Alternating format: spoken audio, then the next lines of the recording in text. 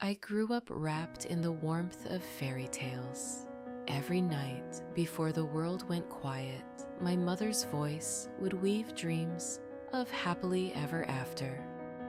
Back then, those stories weren't just fiction. They were the blueprints for my future.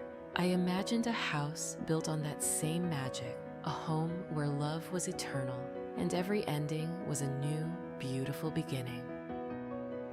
But as the years passed, the soft colors of those dreams began to fade. I stepped out of the stories and into the world, witnessing a reality that was far more fragile, messy, and often cold. Slowly, almost without realizing it, the fairy tale vanished. In its place, a wall began to grow. I started to doubt myself, and more than that, I started to doubt everyone else. I drew invisible lines in the sand, boundaries that I wouldn't let anyone cross. I've never considered myself someone with a magnetic pull, yet life has offered me chances at love more often than I'd like to admit, and every time I turned them away. I had 1,000 excuses ready.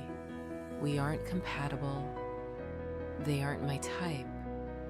The timing is just wrong, or it's just a passing interest. But if I'm being honest with myself now, the real reason was much darker. Deep down, I didn't believe I deserved the magic I once dreamed of.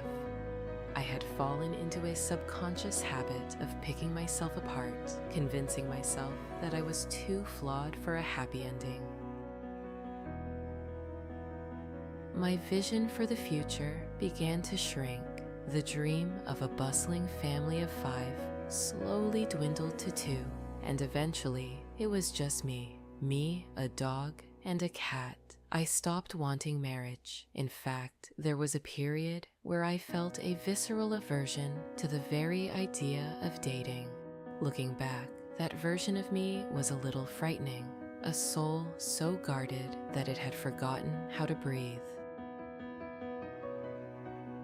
They say the sun always follows the rain, and if you look closely enough, there might even be a rainbow. I am better now. The light is finally starting to peek through the clouds. Unlocking a heart that has been overgrown with moss and hidden by thorns for so long takes an immense amount of time and courage, but I'm learning to be patient. I've started to open the door to the idea of love again, even if I still carry my reservations about marriage. I remind myself that I am young and the horizon is still wide. Who knows? Perhaps my luck isn't so bad after all. Perhaps somewhere out there is a person who will make me want to rewrite the map of my life.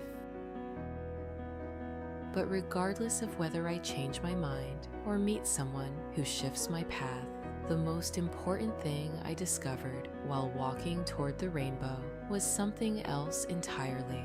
It was the art of loving myself, listening to my inner voice, pampering my soul, comforting my own ego.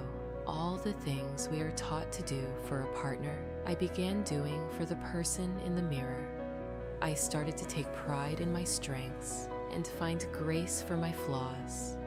I began to indulge my own whims, no matter how irrational they seemed. I realized that we are always taught how to pour love into others. Fairy tales tell us to be brave for others, to be empathetic to the world, to sacrifice our hearts for a greater good. But they rarely teach us how to do the same for ourselves. The truth is, the core of giving love is possessing it first. You cannot pour from an empty cup. To truly love the world, you must first learn to love the home that lives inside your own skin. So, my wish for you is this. May you always have a love for yourself that is selfish enough to be selfless. And may you find the courage to live a life that is, above all else, at peace.